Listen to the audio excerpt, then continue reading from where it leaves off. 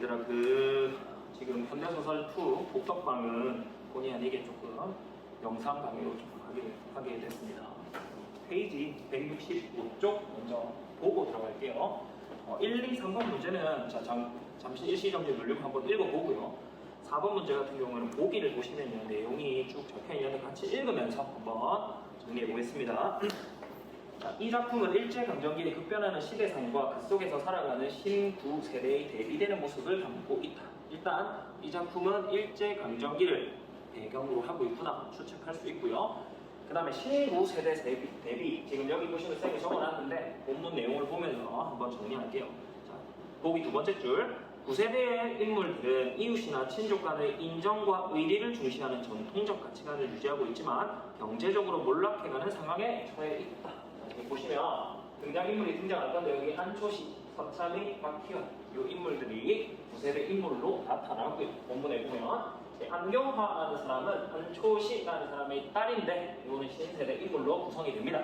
그래서 이 9세대 인물들은 지금 보시면 전통적 가치관이 인정과 의리를 가지고 있고요. 그 다음에 경제적으로는 조금 몰락한 상태다. 반대로 안경화는 이제 본문 보면 아시겠지만 무용수로서 좀 성공을 한 케이스인데 지금 이게 타산적인 태도, 즉 인정과 의리를 조금 찾아보기는 힘든 9세대와는 조금 차이가 있다는 것도 알고 들어가면 좋겠습니다.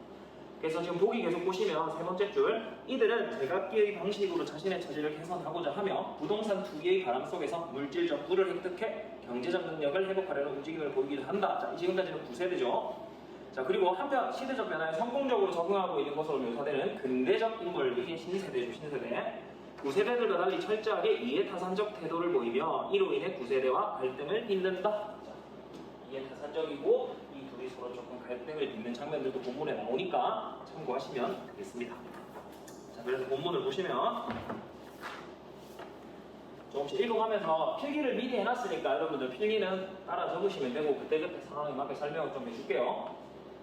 본문 첫 번째, 초시는 이날 저녁에 박희한 영감에게서 들은 이야기를 딸에게 하였다. 자, 이 무슨 이야기를 듣냐면 이제 안초시라는 사람이 박희한이라는 사람한테 땅 투자에 대한 이야기를 들어. 자, 근데 이 박희한이라는 사람도 나중에 뒤에 등장하는 강변모씨라는 인물한테 그 땅 투자에 대한 이야기를 듣거든요. 그래서 들은 이야기를 초시가 다시 딸한테 이야기를 하는 장면이 나옵니다. 그래서 이때 들은 이야기, 이거는 땅 투자 권유에 대한 이야기고, 처음 이야기한 사람은 여기 나오는 강변모씨가 지금 박희한 영감에게 했고, 박희한 영감이 다시 안초시, 그리고 이 안초시가 다시 안경화한테 전달이 될 겁니다. 볼게요. 실패를 했을지라도 그래도 십수년을 상업계에서 논 안초시라, 상업계에서 뭐 수년간 일을 했다는 뜻이죠. 자, 출자를 권유하다라는 것은 돈을 꺼내게 한다, 이런 거죠. 수장만은 딸이 듣기에도 딴 사람이든 놀라웠대. 딸은 즉석에서 가능하지 않다를 말하지 않았으나 그의 머릿속에서도 이내 잊혀지지 않았던지 다음날 아침에는 딸 편이 먼저 이 이야기를 다시 꺼내었고 초시가 박희한 영감에게 묻던 이상으로 시시콜콜이 켜어 물었다. 딸도 이야기를 듣자마자 관심이 있었다는 이야기 적에서 고민하고 더 상세하게 물어봤다. 자, 그러면 초시는 또 박희한 영감 이상으로 손가락으로 가리키듯 소상히 안초시도 조금 더 상세하게 관심이 있으니까 설명을 했구나, 이렇게 이해하시면 되고, 자, 1년 안에 청장은 여러분들 뒤에 스토리가 되어 있지만 그냥 청산하다 이렇게 해석하시면 됩니다. 청산을 하더라도 최소 한도로 50배 이상의 순이익이 날 것이라 장담을 했답니다. 그러니까 딸이 당연히 솔깃하죠. 솔깃하니까 사흘 안에 연구소 집을 어느 신탁회사에 넣고 3,000원을 돌리기로 했다. 쉽게 말해서 돈을 빌렸다라는 말이야. 그 연구소를 담보로 해서 돈을 빌렸다. 그래서 초시는 금시발복이나 된 듯 뛰고 싶게 기뻤다. 금방 복 받을 것처럼 기뻤다, 이 뜻이죠. 그러면서 한마디 아주 서참이 이놈 날 은근히 멸시했겠다. 내 굳이 널 시켜 내 집보다 난 집을 살 테다. 내간 놈이 천생 곽해지 별거냐, 이렇게 하는데 지금 보시면 이 부분 금방 대화했던 부분 이렇게 한번 묶어보세요. 묶어보고 복수에 대한 의지를 가지고 있다, 이렇게 정리는 하되 여러분들 참고를 해야 되는 게 서참이는 안초시랑 같이 친하게 지내는 사람이에요. 그래서 여러분들도 평소에 친구한테 니 가만 안 둘 거다 이렇게 장난을 하는 거라고 좀 해석을 하시면 돼요. 진짜 뭐 가만두지 않겠다, 뭐 복수를 하겠다, 이런 처절한 복수가 아니고 그냥 간단하게 그냥 니보다 더 잘 살 거야, 이 정도로 이해를 하시면 됩니다. 자, 그리고 금방 읽었던 부분에 네 집보다 나은 집을 살 테다. 니깐 놈이 천생 각회지. 각회가 뭐냐면 부동산 중개인입니다. 네, 이 부분을 통해서 알 수 있는 게 서참이가 부동산 중개인 역할을 하고 있구나. 이렇게도 이해하시면 좋겠죠. 자, 그러면서 그러나 신탁회사에 돈이 되는 날은 웬? 처음 보는 청년의 체크하시고요. 딸 안경화의 남자친구입니다. 남자친구. 이 사람을 보는 거야. 그래서 와서 앞을 가리며 나타났다. 그는 딸의 청년이었다. 딸은 아버지의 손에 단 1점도 넣지 않았고 꼭 그 청년이 나서 돈을 쓰며 처리하게 했다. 금방 읽었던 부분. 자, 딸은부터 하였다까지 이렇게 묶어두시고요. 네, 적어둡니다. 이해타산적. 신세대의 아까 태도 나왔었죠. 그래서 이해타산적인. 왜냐하면 아버지한테 직접 돈을 주는 게 아니고 자기 사람이라고 생각하는 자기 남자친구한테만 돈을 주고 운용을 시키는 거죠. 그래서 이해타산적인 태도를 가지고 있구나. 이렇게 이해를 한 번 더 하시면 좋겠습니다. 자, 그러면서 계속 읽어볼게요. 처음에는 팩 나오는 노영미죠. 화를 참을 수 없었으나 며칠밤을 지내고 나니까 적어도 3,000원의 순이익이 5, 6만 원은 될 것이라. 자, 5, 6만 원 이득을 보면 만원 하나에 어디로 가랴? 바로 해갖고 나한테 오겠지 라고 생각을 하는 거죠. 그러니까 그 딸이 뭐 남자친구를 앞에 세워서 뭐 일을 하더라도 자기한테 만원 떨어지겠지. 이렇게 자기의 이익에 대해서 생각을 하고 있다는 거죠. 그래서 타협이 생기면서 안초시는 으실으실 그 이를테면 사회 녀석 격인 청년애들 따라 나섰답니다. 자, 그리고 나서 1년이 지났어. 1년이 지났는데 모두 꿈이었다. 꿈이라도 너무 악한 꿈이었다. 라고 하면서 지금 쌤이 또 체크를 해놨는데 묶어두시고 적어두세요. 지금 안초시는 일확천금, 즉 떼돈을 벌 생각을 하고 있었는데 그게 실패했다는 걸 알려주는 거죠. 1년 뒤에. 왜 실패했는데 보니까 3,000원씩 땅을 사놓고 날마다 신문을 훑어보며 수소문을 하여도 거기는 축항, 항구가 건축되다. 항구가 들어오다 이 말입니다.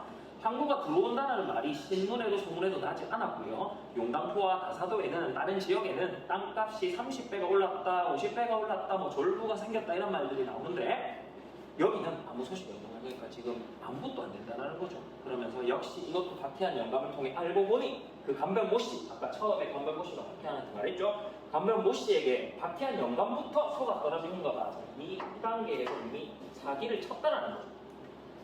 그러면서 축항 후보지로 측량까지 하기는 했는데 무슨 결점인지는 모르겠고 중지되고 마는 바람에 너무 기민하게 거기다 땅을 샀던 그 모 씨가 얘가 이미 땅을 샀는데 축항이 실패되니까 사기를 쳤다는 거예요. 박해한테. 그러니까 박해한도 그게 사기라는 걸 몰랐다는 거죠. 그렇게 이해를 하시면 되고요. 자, 그러면서 그 모 씨가 그 땅 처치에 곤란하여 꾸민 연극이었다, 거짓말이었다 이렇게 이해를 하시면 되고 돈을 쓸 때는 1원짜리 한 장 만져보지도 못했죠. 아까 남자친구가 대신 돈을 썼죠. 근데 벼락은 초시에게 떨어졌다. 당연히 그 투자를 권유했으니까 딸한테. 자, 서너 개씩 굶어도 밥 먹을 정신이 나지도 않았고 밥을 먹으러 들어갈 수도 없었답니다. 자, 재물이란 친자간을 의리도 배추 밑돌이듯 하는 건가 탄식을 하고 있죠. 누가? 초시가. 그럼 이 부분을 통해서 알 수 있는 거. 지금 초시에 대한 딸 안경아의 태도가 더 쌀쌀해졌구나. 왜? 투자 실패로 인해서. 이렇게 추측을 할 수 있죠. 그래서 뒤로 넘어가시면요. 3번 문제 1번에 대한 설명이 나오거든요. 안초시가 돈 문제로 인해 딸과 불화하게 된 자신의 처지를 한탄하고 있다. 당연히 처지를 한탄하고 있죠. 또 쌀쌀해졌습니다. 그래서 맞는 말이고 정답은 아니겠죠. 자, 그러면서 중략 부분이 나오는데요. 딴 부분을 읽어보면 되고 그냥 죽음을 택하고 만 것을 발견했다. 그 부분 좀 밑줄 치세요. 죽음을 택하고 만 것을 발견했다. 지금 이 죽음을 복덕방에서 계속 갑니다. 복덕방에서 자살을 하거든요. 상세하게 나와 있지는 않습니다. 본문에는 자살을 하게 되는데 여러분들이 알아야 되는 건 자살은 비비죠. 근데 복덕방이라는 이름 자체는 복이 있고 덕이 있는 방이잖아. 이 사전적으로 봤을 때. 근데 여기서 자살을 했다, 비극이 일어났다. 그러면 뭔가 의미 자체가 단어적 의미를 내포하고 있구나. 그 정도로 이해하시면 됩니다. 너무 상세하게는 안 들어가도 됩니다. 자, 그러면서 파출소로 갈까 하다가 그래도 자식한테 먼저 알려야겠다 하고 말만 듣던 그 안경화 무용연구소를 찾아가서 안경화를 데리고 왔다. 누가? 서참이가. 복덕방 아까 서참이가 아까 복덕방 한다고 했죠. 자, 관청에 와서 알려야지 이렇게 물어보니까 아니야요, 아스세요라고 하죠. 아스세요는 그냥 그만두세요 정도로 해석하시면 됩니다. 자, 다른 발적 끼었대. 아스라니, 그만두라니, 저라니. 제 명예도 좀. 제 명예도 좀 그 부분 딱 체크하시고 적어두세요. 계속 나왔던 이해타산적. 얘가 유명한 무용수라고 했죠. 근데 이게 알려지면 그것도 돈 때문에 아빠가 자살했다. 이게 알려지면 명예가 실추되겠죠. 그 명예가 실추된다라는 걸 걱정하는 것 자체가 아버지 죽음 앞에서 그게 바로 타산적인 태도라는 거죠. 적어두시면 됩니다. 자, 그러면서 명예, 디귿 부분이죠. 명예, 아니된 말이지 명예를 생각하는 사람이 해빌 저 모양으로 세상을 떠나게 해 라고 하는데, 자, 디귿 부분에 쌤 여기를 안 적어놨는데 디귿 부분에 적어둡니다. 참이가 안경화를 책망하는 부분이죠. 책망하고 있다. 이렇게 이해를 하시면 되겠습니다. 자, 그러면 우리 뒷부분 가서 2번 문제 2, 3번도 계속 풀어볼게요. 2번, 3번 문제 2번 니은 아까 아서세요 했던 부분인데, 안경화가 서참이의 말을 듣고 당혹감을 드러낸다. 왜? 당혹감 드러낸 거죠. 자기 명예 실추되는데 알리면 안 되잖아. 그만둬. 이렇게 한 거고요.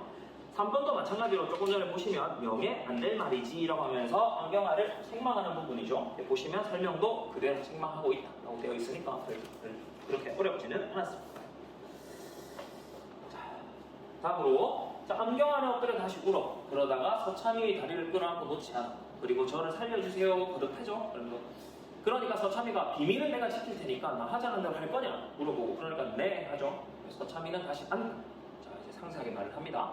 아버지 부친을 위해서 돈 든 거 있죠? 네, 돈 들었어요 라고 하면서 쭉 하는데 이제 480원이 나온다 이런 대화를 하고 있죠. 그러니까 부친 위에 들었으니 부친 위에 다 써야지. 그럼요. 그럼 돌아가니가 늘 속삿을 입고 싶어 했대. 그 상등털 좋은 털 사스는 셔츠죠. 셔츠를 사다 입히고 그 위에 진면으로 수의 죽은 사람이 입는 옷 수의 일습 구색을 맞춰서 짓게 하고, 이 말 자체가 여러분들 상등털부터 짓게 하고 이 부분까지 그냥 전체적으로 그냥 9세대 즉 서참이가 자기 아버지 즉 초실을 위해서 그래도 인정과 의리가 중요하다라고 강조를 하는 부분이죠. 그래서 그 부분에도 인정과 의리 9세대의 인정과 의리 나온다는 것도 우리 한번 체크해 두는 게 좋을 것 같습니다. 자, 선산이랑 묻힐 때가 있냐 물어보고 없다. 그럼 공동묘지라도 특든지 좋은 대로 널찍하게 사고 장례식을 장하게 해야 말이지 초라하게 해버리면 내가 그저 가만히 안 있을 거다. 거대하게 해줘라 이 말이죠. 그러면서 핸드백을 이제 열고 안경 눈물을 닦는 장면이 나오죠. 그리고 한 템포 또 쉬고, 안초시의 소비 연결식, 쉽게 말해서 장례식입니다. 연결식이 그 딸의 연구소 마당에서 열렸고 서참이와 박희환 영감 술이 거나하게 취해서 갔답니다. 박희환 영감이 무얼 잡혀서 가져왔다는 부의금을 말하는 건데 2원. 자, 뭔가 잡혔다라는 말은 여러분들 어딘가에 빌려갔다라는 말이죠. 이 부분을 통해서도 우리가 알 수 있는 게 인정과 의리를 알 수 있어요. 그냥 올 수 있죠. 돈 없는데. 근데 굳이 어디서 뭔가 잡혀가지고 담보를 잡혀서 빌려왔다. 아, 그래도 이 사람을 생각을 하는구나 라고 이해를 하시면 되고요. 뒷부분에 나오겠지만 구체적으로 박희환 영감과 서참이 두 명만 진심으로 좀 안초시를 슬퍼하는 장면이 나오거든요. 나머지는 이제 좀 안경화를 보러 갔다거나 이런 사회적인 관계 때문에 어쨌든 진심으로 슬퍼하는 사람 찾으라고 하면 두 명을 찾으시면 될 겁니다. 자, 그래서 계속 읽어볼게요. 그러면서 리을부분 장례비 넉넉하니 자네 돈 그 계집에 줄 거 없네 하고 우선 술집에 들러 거나하게 곱빼기들을 한 것이다. 장례식 오기 전에 술집에 먼저 들러서 이 말을 했다는 거죠. 돈 필요 없다. 이혼 안 줘도 됐다. 왜? 그냥 돈 많은데 이렇게 나오는 거죠. 근데 여기서 알 수 있는 거는, 리을 부분을 통해 알 수 있는 거는 이제 장례식이 뭐 초라하다 이런 게 아니고 그냥 아까 안경화의 태도가 불만인 거죠. 서참이는 왜 자기 아버지 죽음을 이해가산적으로 생각하는지 거기에 대한 불만이지, 뒤에 3번에 4번 보시면 뭐 장례식 방식에 대해 못마땅하다 이런 거는 전혀 아닙니다. 왜냐하면 아직 가기 전입니다. 장례식 보지도 않았어. 자, 그래서 리을 부분 정답 찾았죠. 그래서 3번의 문제는 4번이 정답입니다. 그러면서 명결식장에는 제법 반반한 조객들이 모여들었대. 반반하게. 자, 예복을 차리고 온 사람도 두어 있었고 모두 고인을 알아온 것이 아니고 우영과 안경화를 보아 온 사람 같았다. 자, 이 부분을 통해서 알 수 있는 게 안경화가 상당히 성공한 무용수구나 라는 걸 알 수 있고, 그 무용수인 안경화한테 잘 보이기 위해서 찾아오고 있다는 거죠. 이 부분을 통해서도 알 수 있는 거, 초시를 진짜 알아서 온 사람들이 아니라는 거죠. 그 중에는 고인의 슬픔을 알아오는 사람인지 덩달아 기분으로 오는 사람인지 울음을 삼키느라고 끽끽하는 사람도 있어. 근데 있긴 있는데 누군지는 안 나오죠. 그냥 뭐 있는갑다 이렇게 생각을 하고 있고요. 그 중에 안경화도 제법 눈이 젖어가지고 라고 되어 있는데 거기 제법을 좀 체크를 합니다. 제법을 체크를 하시고요. 적어두는 게 우리 서술자가 지금 전지적 서술자 시점인데 이 서술자는 말 그대로 이러한 사람들에 대해서 정보를 전달하고 이야기를 전개하고 설명해주는 역할이잖아. 근데 안경화에 대해서 제법 눈물 흘리네? 라고 말하는 것 자체가 서술자조차도 안경화에 대해서 그런 이해타산적인 태도에 대해서 긍정적이지 않고 오히려 부정적으로 평가를 하고 있다. 제법 눈물 흘리네? 이렇게 비꼬는 거죠. 쉽게 말해서 부정적이다 정도만 알고 있으시면 되겠습니다. 자, 어쨌든 그러면서 사람도 쭉 끝났을 때 하면서 서참이도 한마디 없을 수 없다는 듯이 나서고 연기 쭉 피우고 나서 한 번 더 하고 넘어갈게요. 넘어가서 조사를 하였다. 조사를 할까 쉽게 말해서 조문하는 글이나 말을 읊었다. 이 정도로 이해하시면 되고, 자, 나 서참일세 알겠나 흥 하면서 자네 참 호살세 호사야 라고 되어 있는 게 호살세 호사 그 부분 밑줄 쳐줍니다. 호살세 호사 말로 그냥 설명할게요. 호살세 호사 아까 말했듯이 비극적으로 죽었죠. 비극적으로 죽었는데 호사 좋은 죽음이 될 수 없죠. 그래서 이거 적어둡니다. 비극적 죽음에 대한 단어적 표현이다. 이렇게 정리를 해주시면 도움이 되겠습니다. 그러면서 잘 죽었으니 잘해 살았으면 이만한 호사를 해보겠나. 인전 안경다리 고칠 걱정도 없대. 살아서는 안경다리도 고칠 걱정을, 그러니까 안경다리 고칠 돈도 없었다는 거죠. 그 걱정에 이제 많은 걱정이 되는데 지금은 이제 옷도 좋은 거 입고 그렇게 하고 있다는 거죠.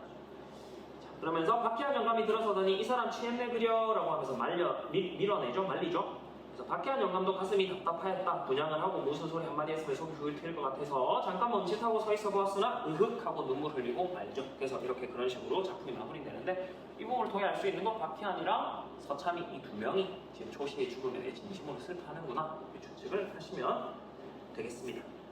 자, 문제 1, 2, 3, 4번은 이 설명을 바탕으로 하면 다 풀 수 있고요. 혹시나 헷갈린다 하면 답지를 먼저 확인해 보세요. 그러면 쌤이 힌트를 주는 거는 1, 2, 3, 4번 문제에서 답지 해설지까지 쫙 읽어보세요. 읽어보시면 크게 어렵지 않게 정리가 되어 있을 겁니다. 그래서 특히 1번 문제 같은 경우에는 서술자가 이야기 속에 있는지 밖에 있는지 어떤 걸 제시하고 있는지 당연히 요약적으로 지금 제시하고 있었죠. 그래서 정답은 3번입니다. 이 부분은 한번 전체적으로 풀어보시고 하시면 되고,